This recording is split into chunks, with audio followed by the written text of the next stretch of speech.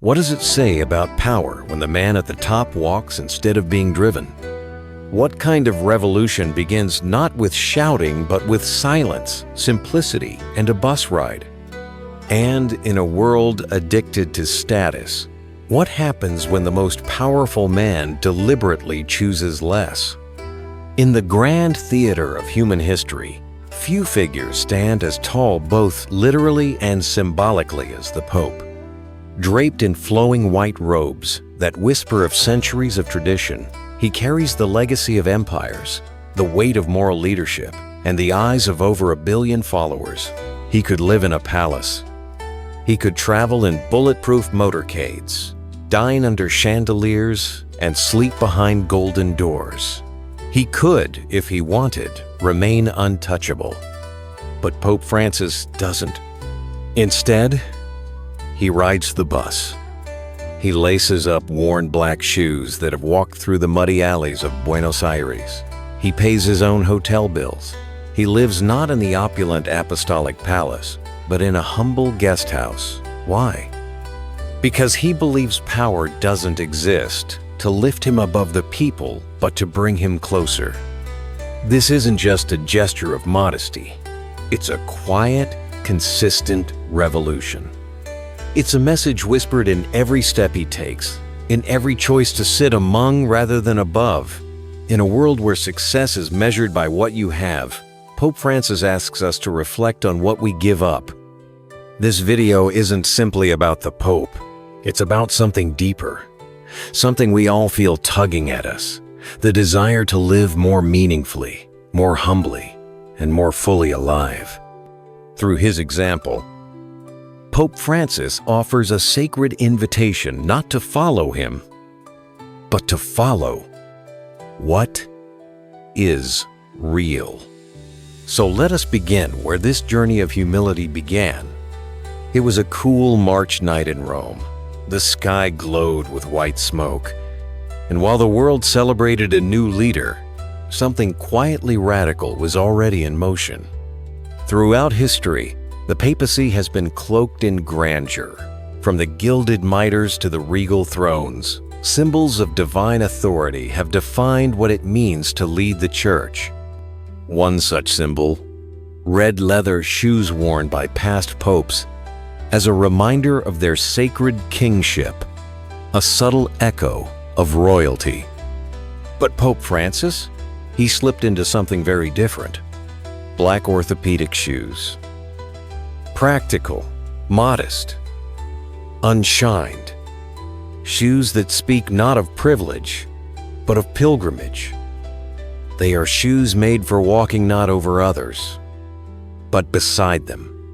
And his feet didn't carry him into the apostolic palace, the Vatican's palatial residence built for prestige and isolation.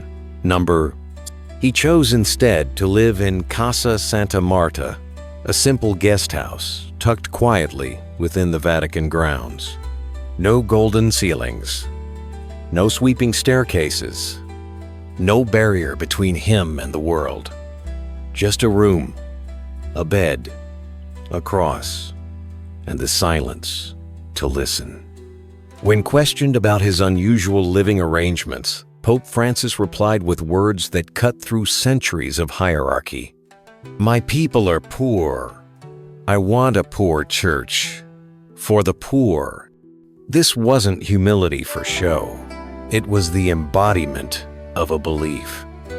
A spiritual statement not written in doctrine, but lived through choice. These were not isolated acts of simplicity. They were a consistent message, delivered in sandals and silence.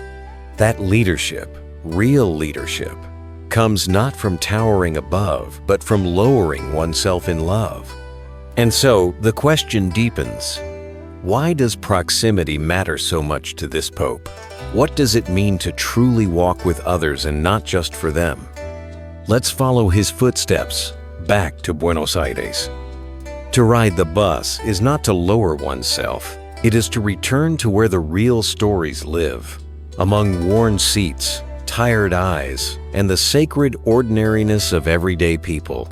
Pope Francis has always known this, long before he wore white. when he was still Cardinal Jorge Bergoglio in Buenos Aires, he didn't isolate himself in clerical comfort. He walked the streets like a neighbor, not a dignitary. He chose the subway over private drivers, not out of necessity, but out of conviction.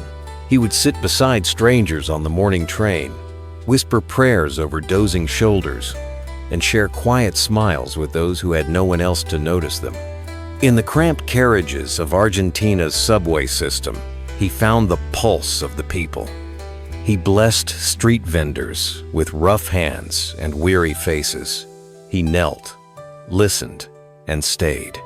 To him, ministry was not a platform. It was presence. He once said, "Shepherds should smell like their sheep." And he meant it. For Francis, real leadership could never be separated from real lives. Power, to him, was not about elevation, it was about empathy. Not about command, but about connection. He teaches us that proximity is not a compromise. It is a compass, a way to orient ourselves back to what matters. Each time Pope Francis chooses the simple over the spectacular, the modest over the magnificent, he is doing more than just living humbly. He is speaking, not with speeches or slogans, but with silent confrontation. Every humble choice is a protest.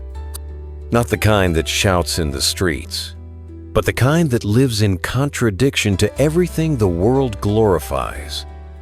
In a time when leaders are expected to be larger than life, adorned in wealth, and shielded by layers of spectacle, Pope Francis walks in the opposite direction.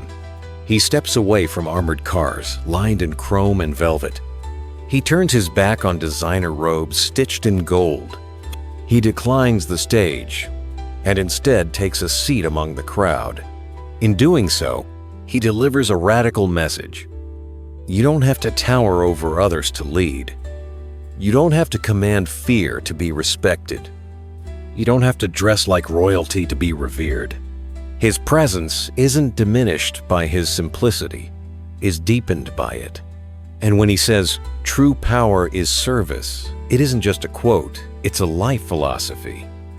Because real service doesn't demand silk robes. It demands presence, compassion, and a heart willing to stoop. As we reflect on these quiet acts of rebellion, we're left with a question.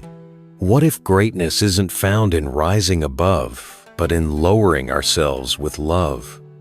Let's explore how these small gestures carry a profound message for us all.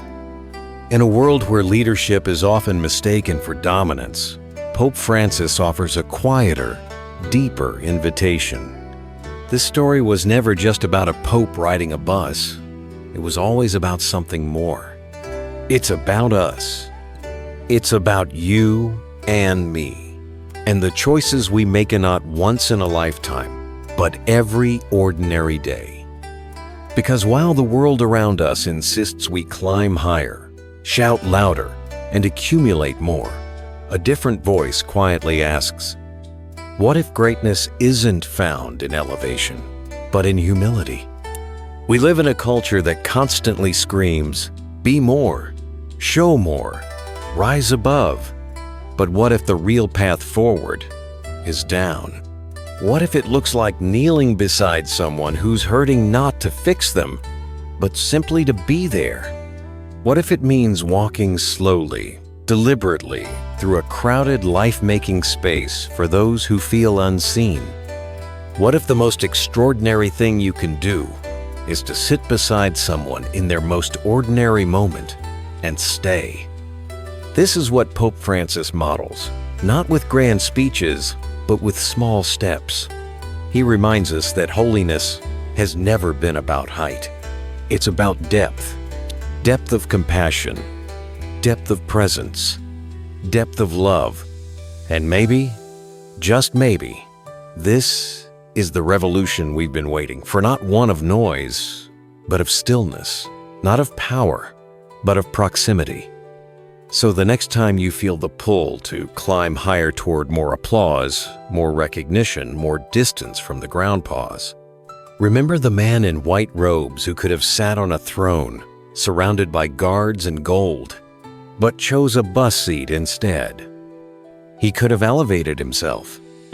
He chose to walk among, not because he had to, but because real love can't reach from above. It walks. It listens. It sits beside. And sometimes it rides the bus. Maybe the holiest place we'll ever find ourselves in is the quiet space beside someone else's pain.